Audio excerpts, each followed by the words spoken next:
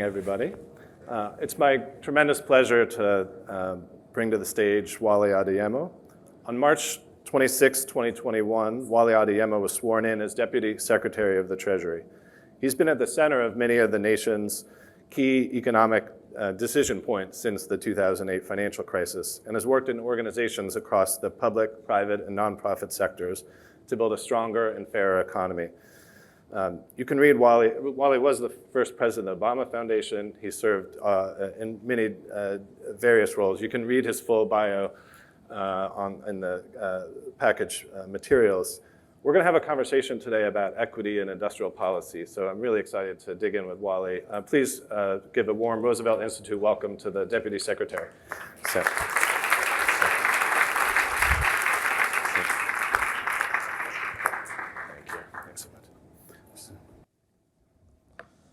Well, thank you all. It's so good to be here with you today. And let me say a special thanks to Felicia and the Roosevelt Institute for inviting me to speak with you.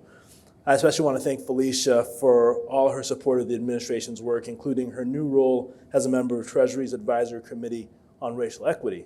You won't be surprised to know this is the first time the Treasury Department has had an advisory committee on racial equity. And as Secretary Yellen has said, it is important that we have a diversity of voices and perspectives around the table, and this committee will help ensure we do exactly that.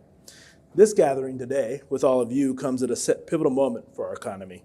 Rarely has the federal government been given responsibility for implementing initiatives on the scale and breadth of those that President Biden and Congress have designed over the course of the last 2 years.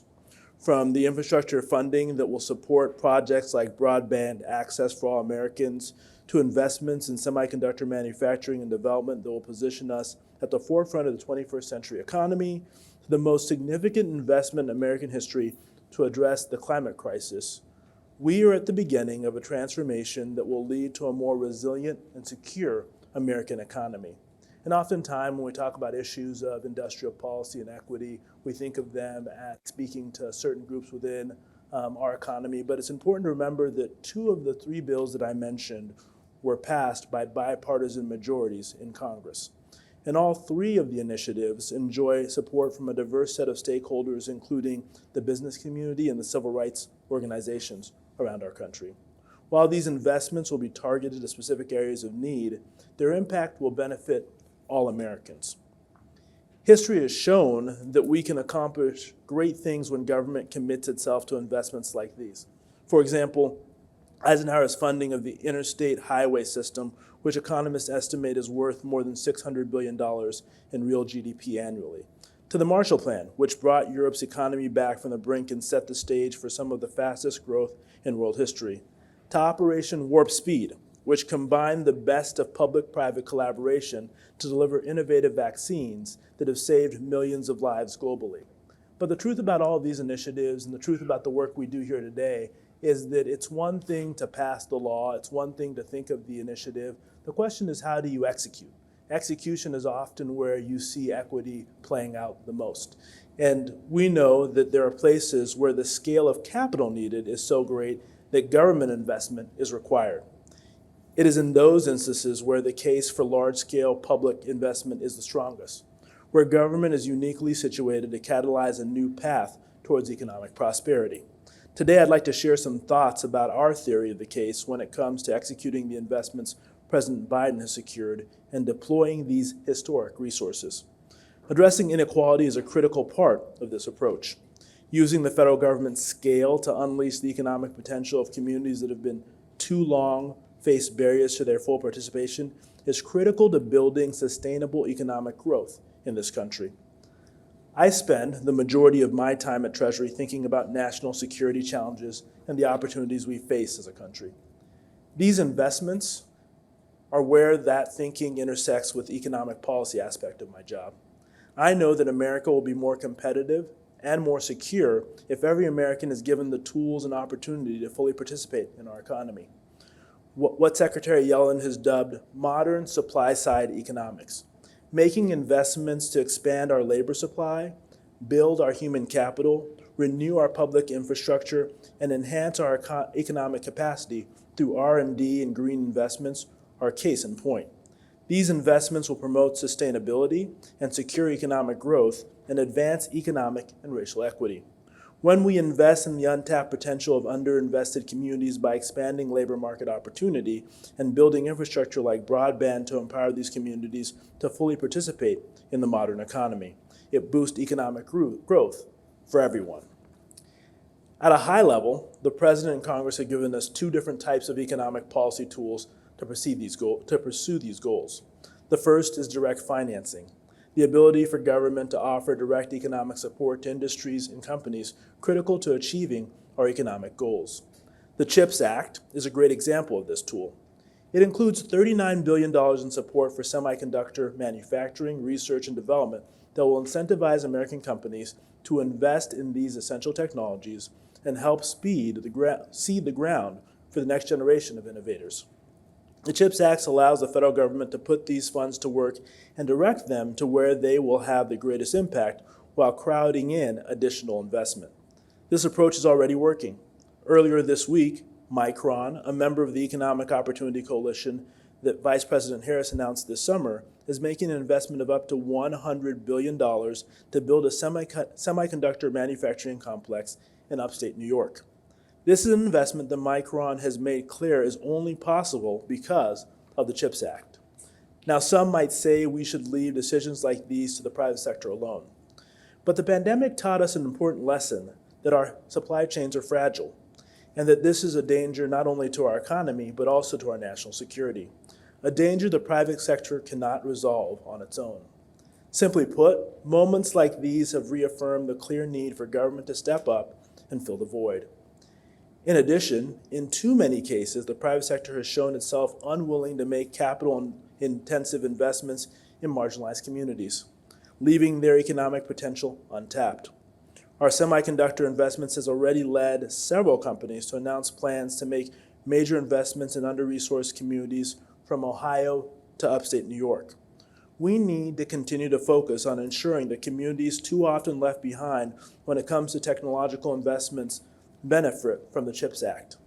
That's why the CHIPS Act includes workforce and research investments targeting at both underserved geographies and institutions like historically Black colleges and universities that will help broaden opportunity to enter the STEM field. The second tool that Congress and the President have given us has to do with making these large-scale investments using tax incentives. The use of the tax code to provide economic support for activities that advance policy objectives and meet national needs.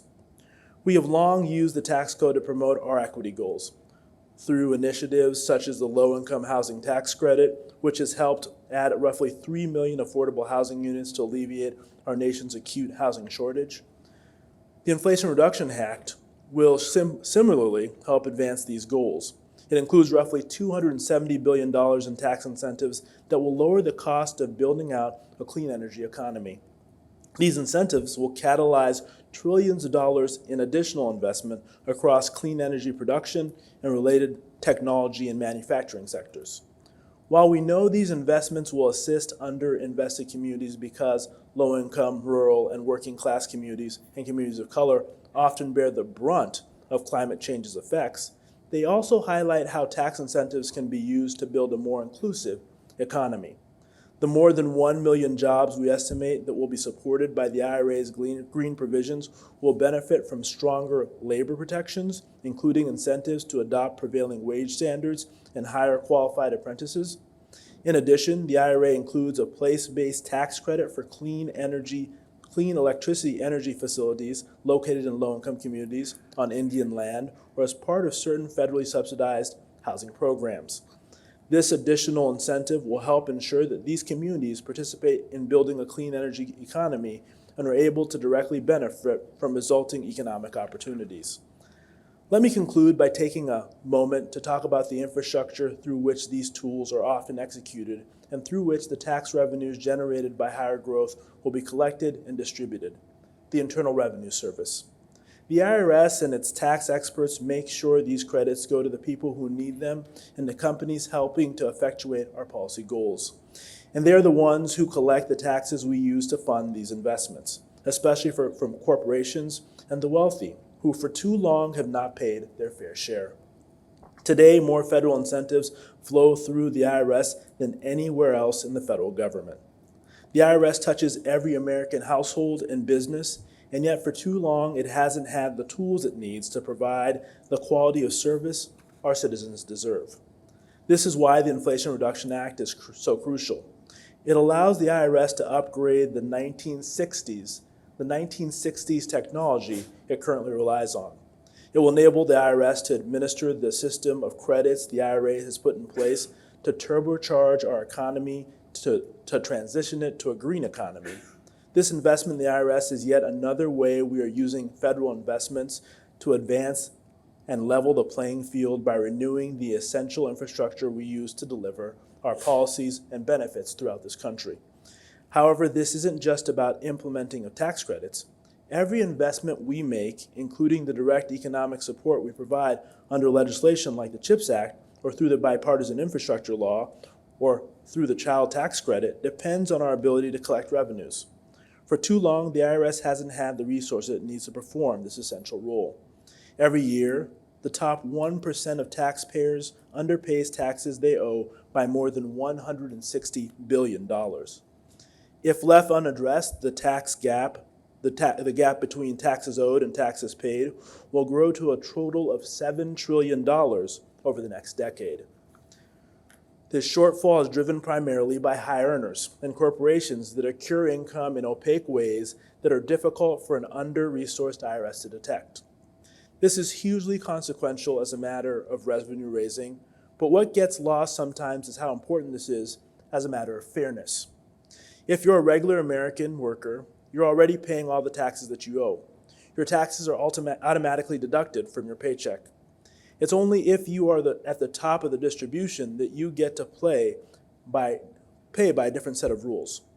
The IRA's funding for the IRS will help put an end to this two-tiered system, advancing equity both now and in the future through the further investments in finance, in making sure that we can finance the government and finance the policies that we need to advance as a government. To take a step back, this is what equitable investment looks like. Direct economic support and tax incentives that give the federal government the tools required to make the investments our country needs to ensure all Americans have access to opportunity. Together, these investments will unlock trillions of dollars in private sector investment, which will result in an economy that is stronger, cleaner, and more equitable.